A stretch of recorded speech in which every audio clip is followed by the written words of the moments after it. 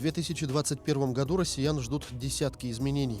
Среди самых важных меняется возраст выхода на пенсию, а сами страховые пенсии увеличиваются.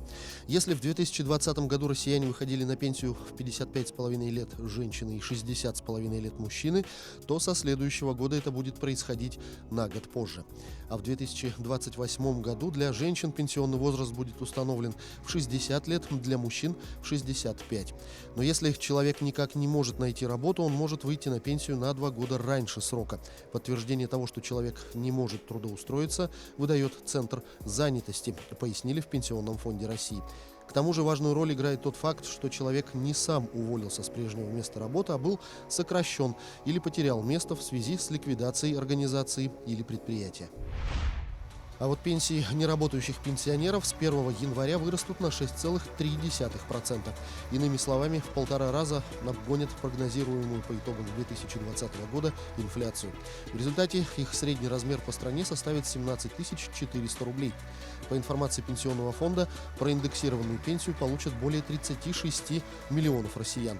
Пенсии за январь, которые из-за праздников обычно доставляются в декабре, уже придут с прибавками. С 1 января в России вводится прогрессивная шкала налогообложения вместо плоской. Это означает, что теперь не абсолютно все граждане будут платить налог по одной и той же ставке в 13%. Доходы россиян, зарабатывающих более 5 миллионов рублей в год, будут облагаться по повышенной ставке в 15%.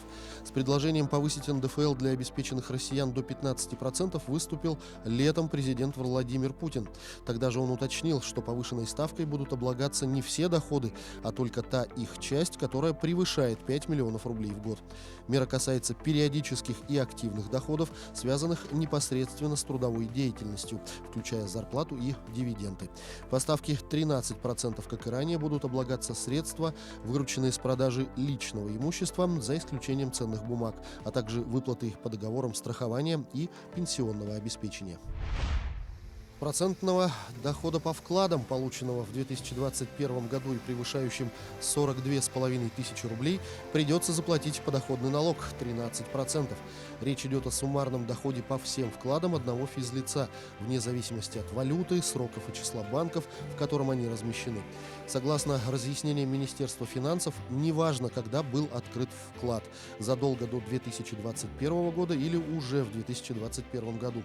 Важен только факт начисления процентов именно в 2021 году.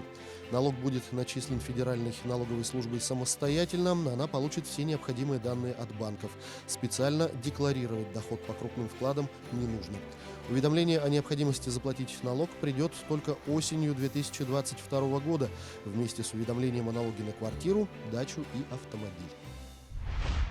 С 1 января распорядиться материнским капиталом можно будет быстрее. Вступает в силу закон, согласно которому сокращены сроки рассмотрения обращений граждан. Так, решение по заявлениям о распоряжении средствами сертификата Пенсионный фонд теперь будет принимать в течение 10 дней, а не целый месяц, как это было раньше. В отдельных случаях сроки могут продлеваться до 15 и 20 дней, если возникнет необходимость запросить информацию в других ведомствах. В случае принятия Пенсионным фондом положительного решения деньги он перечислит в течение 3 рабочих дней. Все многоквартирные дома, на разрешение на строительство которых выдано после 1 января 2021 года, должны быть оснащены интеллектуальными приборами учета электрической энергии. Обязанность по их установке возложена на застройщиков.